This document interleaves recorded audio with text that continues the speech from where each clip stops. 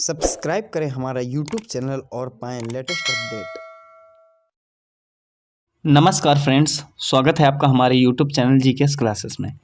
Friends, आज हम बात करेंगे पादप अकारिकी की। किसकी बात करेंगे फ्रेंड्स? ये लिखा हुआ है आपके सामने, पादप अकारिकी, या फिर आप कह सकते हो प्लांट मॉर्फोलॉजी। ठीक है, क्या कह सकते हो? Plant morphology. तो फ्रेंड्स, पादप अकारिकी के तहत हम पेड़ पौधों के जितने भी जड़ें हैं, तने हैं, पत्तियां हैं, पुष्प हैं, या सारी ऐसी छोटी छोटी चीज़ें हम उस पर चर्चा करते हैं। तो फ्रेंड्स समझ लीजिए, अकारिकी कहते किसे हैं? अकारिकी कहते किसे हैं? देखिए यहाँ पर डेफिनेशन लिखी हुई है।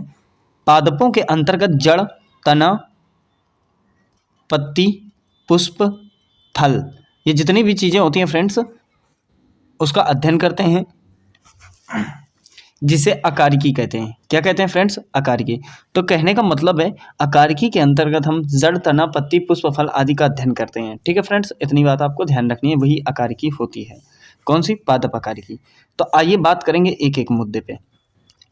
फ्रेंड्स यहाँ पर देखिए, गौर कीजिएगा, एक वृक्ष है, जैसे कि आपको दिख रहा होगा ये। तो यहाँ पर दिखाई दे रहा है आपको, देखिए जैसे ये एक वृक्ष दर्शाया गया है यहाँ पर। तो इस वृक्ष में देखिए जो ऊपर दिख रहे हैं आपको, ये फल हैं। यहाँ पर जो दिख रहे हैं आपको, ये पुष्प हैं। ये जो आपको दिख रही पत्ती हो गई, और ये फ्रेंड्स होते हैं जो गांठें होती हैं ना, ये कट होते हैं जहाँ से डाल निकलती है, गांठें या पर्व बोलते हैं इसे। ठीक है फ्रेंड्स। उसके बाद देखिए पार्श्विक कलिका होती है, एक ऐसी गांठ जो निकल रही होती है। ठीक है। पोरिया बोलते हैं जो मेन गांठ होती है हमारी। ठीक है, जो मेन डाली होती है। ठीक है। ऊपर जो होती हैं फ्रेंड्स, वो प्राथमिक जड़ें होती हैं, और जो थोड़ा नीचे की तरफ कटिंग में निकलती हैं वो पार्श्विक जड़ें कहलाती हैं। तो ये सिर्फ आपने जड़ के बारे में समझा, पौधा होता कैसा है। अगर फ्रेंड्स यहाँ पर बात करें हम आगे, अगर देखिएगा फ्रेंड्स, सबसे पहले बात करेंगे हम जड़ की। किसकी बात करेंगे फ्रेंड्स? जड़ की। अब जड़ क्या होती है समझ लीजिए। जड़ पौधों का अवरोही भाग है जो मूलांकर से विकसित होता है। ठीक है फ्रेंड्स, कहाँ से विकसित होता है? मूलांकर से। जड़ सदैव प्रकाश से दूर भूमि में वृद्धि करती है। ठीक है, कहाँ? तो प्रकाश से दूर और भूमि में वृद्धि करती है। कहने का मतलब है नीचे की ओर चलती है। फ्रेंड्स, कुछ जड़ें ऐसी होती हैं जो हमें ऊपर की ओर दिखाई देती हैं। ठीक है, तो जैसे आप पीपल की जड़ें देख लो, बहुत दूर दूर तक जाएंगी। ठीक है, तो ये हो जाता है। अब देखिए फ्रेंड्स, बात करेंगे हम जड़ कितने प्रकार की होती हैं, तो थोड़ा सा उसके बारे में हम चर्चा कर लेते हैं। तो फ्रेंड्स, जो जड़ होती है ना, वो दो प्रकार की होती हैं। ठीक है, एक देखिए होती है आपकी मूसला जड़, और एक होती है फ्रेंड्स अपस्थानिक जड़। ये क्वेश्चन पूछता है कि जड़ कितने प्रकार की होती है, तो ध्यान रखना, जड़ दो प्रकार की होती हैं। एक होती है आपकी मूसला जड़, और दूसरी होती है अपस्थानिक जड़। ठीक है फ्रेंड्स। अब बात करेंगे सबसे पहले मूसला जड़। तो देखिए बात करेंगे मूसला जड़ों का रूपांतरण। तो फ्रेंड्स देखिए, अगर शंकु आकार की बात करूं, कुंभी रूप की बात करूं, तर्क रूपी, तो ये तीन प्रकार के रूपांतरण होते हैं। शंकु आकार में जैसे हम बात करेंगे तो गाजर आ जाती है फ्रेंड्स। क्या आ जाएगी? गाजर। कुंभी रूप की बात करूं अगर, तो इसमें सलजम ले लो, चुकंदर ले लो, ये दो चीजें आ जाएंगी। अगर मैं आगे तर्क रूपी की बात करूं तो फ्रेंड्स मूली आ जाती है। तो गाजर, सलजम, चुकंदर और मूली, इन दोनों में अंतर क्या है फ्रेंड्स? ये शंक्वाकार होती है, ये कुंभी रूपी कार होती है, और ये तर्क रूपी कार होती है। यही अंतर है इनमें। ठीक है फ्रेंड्स, आइए आगे देखते हैं। आगे फ्रेंड्स बात करेंगे अब हम तने की, जिसे आप कहते हो स्टेम। किसकी बात करेंगे फ्रेंड्स? तना, जिसे आप कहते हो स्टेम। तो देखिए, ये पौधे का वह भाग है जो प्रकाश की ओर वृद्धि करता है। ठीक है, स्टेम प्रकाश की ओर वृद्धि करता है। ठीक है, यह प्रांकुर से विकसित होता है। यह पौधे का प्रारोह तंत्र बनाता है या बनता है। ठीक है, यह पौधे का प्रारोह तंत्र बनता है।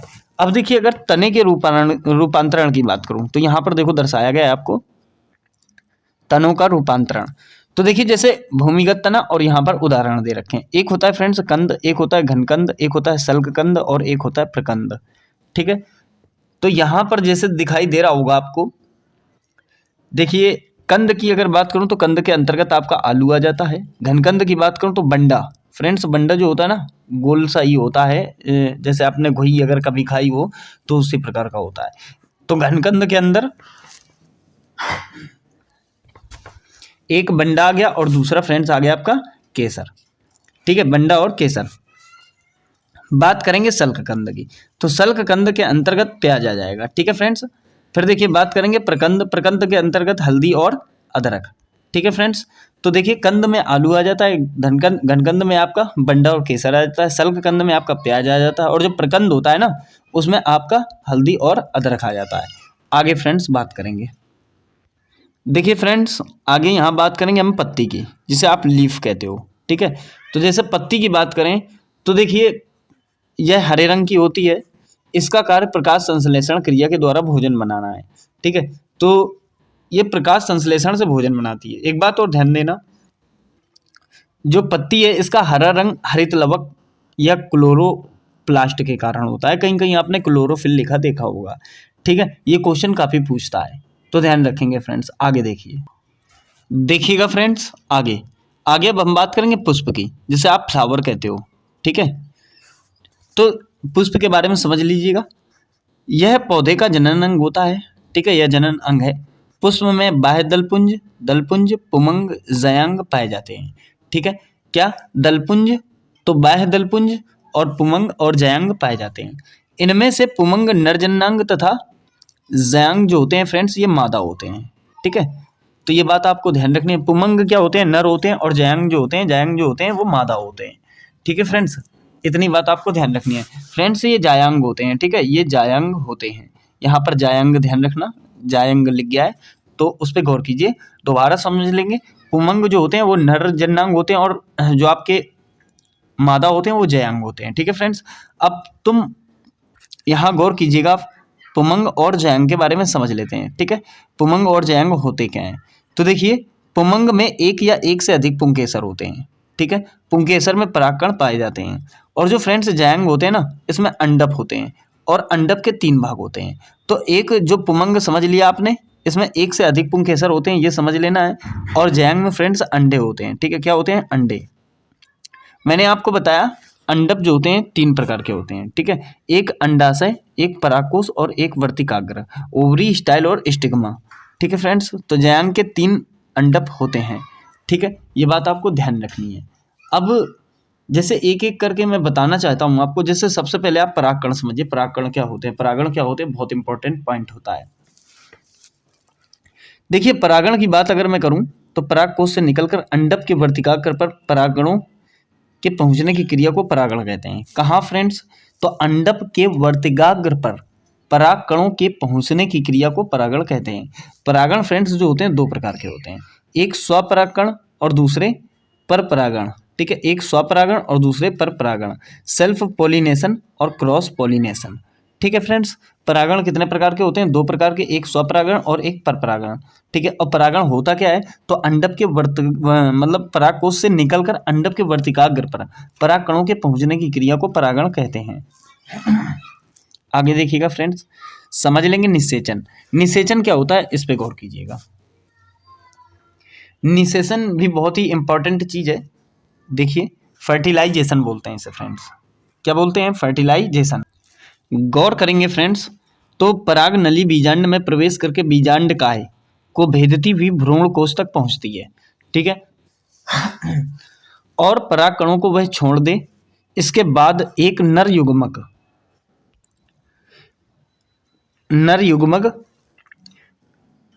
अंड कोशिका संयोजन करता है, ठीक है फ्रेंड्स।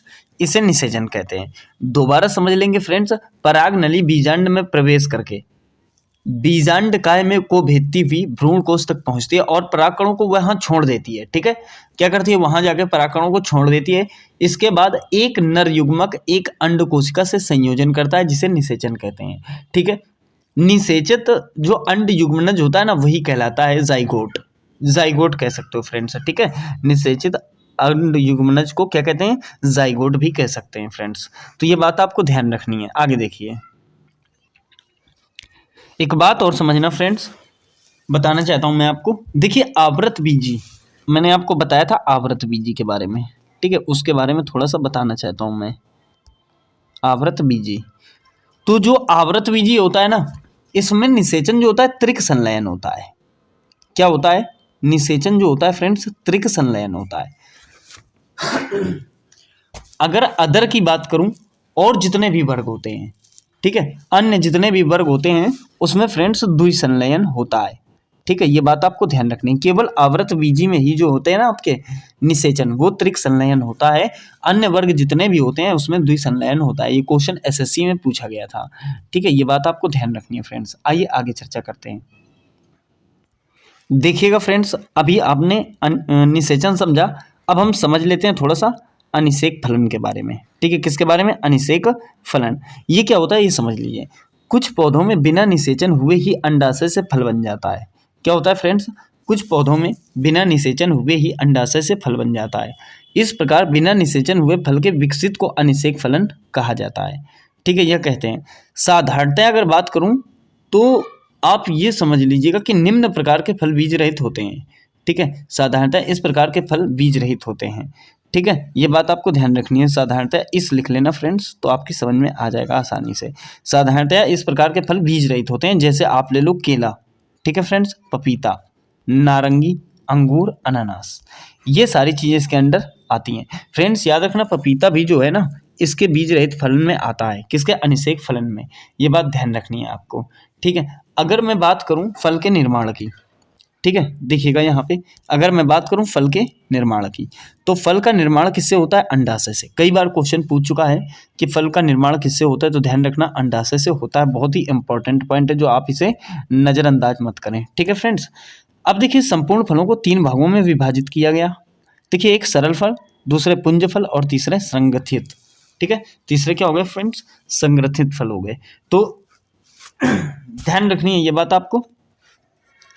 देखिए, अगर सरल फल की बात करूं, ठीक है, सरल फल के अंतर्गत आपके जैसे अमरूद और केला आ गए। पुंज फल की बात करूं तो फ्रेंड्स आपने रसभरी का नाम बहुत सुना होगा, स्ट्रॉबेरी और रसभरी। ठीक है, रसभरी। देखिए, अगर संग्रथित फल की बात करूं तो कटहल ले लो, सहतूत ले लो, ये सारी चीज़ें संग्रथित के अंतर्गत काम करती हैं। देखिए, अगर आगे मैं यहाँ बता रहा हूँ आपको, कुछ फलों के निर्माण में बाह्य दलपुंज या पुष्पासन आदि भाग लेते हैं। ऐसे फलों को असत्य फल कहते हैं। ठीक है, क्या कहते हैं फ्रेंड्स? असत्य फल कहते हैं। ठीक है, अब जैसे आप ले लो सेब, कटहल, तो फ्रेंड्स ये जो होते हैं ना असत्य फल के अंतर्गत आते हैं। ये बात आपको ध्यान रखनी है।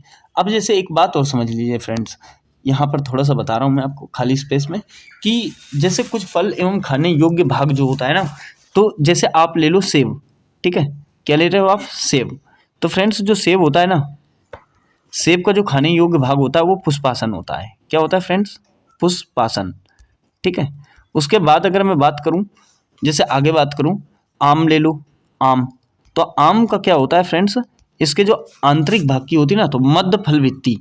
क्या? मध्य फलवित्ती। ये बात आपको ध्यान रखनी है फ्रेंड्स। अगर आगे बात करूं, जैसे अंगूर, तो अंगूर की फलवित्ती बोल सकते हो। पपीता, तो पपीता भी फ्रेंड्स इसी के अंदर काम करेगा। ठीक है, किसके? मध्य फलवित्ती के अंदर काम करेगा। ठीक है, कुछ चीज़ें होती हैं जैसे नारियल ले लो। ठीक है, नारियल, तो नारियल जो होता है ना फ्रेंड्स, नारियल के अंतर्गत क्या होता है? भ्रूणपोष। ठीक है, इसका कौन सा भाग खाया जाता है? भ्रूणपोष। ये बात आपको ध्यान रखनी है। तो ये भ्रूणपोष इसके अंतर्गत आ जाता है। ठीक है, और जैसे नारंगी ले लो आप, नारंगी, तो नारंगी में क्या होता है फ्रेंड्स? Juicy hair. क्या होता है नारंगी में? Juicy hair. ध्यान रखना फ्रेंड्स। तो ये सारी चीज़ें होती हैं। जैसे चना ले लो, तो चने में क्या होता है फ्रेंड्स? चने में क्या होता है? जैसे अगर आप चना लेते हो, ठीक है, तो बीज पत्र एवं भ्रूण, बीज पत्र एवं भ्रूण, तो ये बात आपको ध्यान रखनी है, बीज पत्र और भ्रूण। ठीक है, ये देखिए, तो ये इनके खाने योग्य भाग हो गया। अगर मूंगफली की बात करूं फ्रेंड्स, किसकी? मूंगफली, तो मूंगफली जो होती है ना वो भी बीज पत्र एवं भ्रूण के अंतर्गत आती है। ठीक है फ्रेंड्स, ये बातें कुछ मैंने आपको बताया, तो ये ध्यान रखने वाली चीज़ें थी फ्रेंड्स। तो यहीं से वीडियो आपके अंत करता हूं। तो आपका जो फ्रेंड्स, इसमें मैंने आपको जितनी भी चीज़ें बताई हैं किसके अंतर्गत बताई हैं? सारी पादप आकारिकी के अंतर्गत बताई हैं। आशा करता हूं फ्रेंड्स समझ में आ गया होगा। मिलेंगे अगली वीडियो के साथ।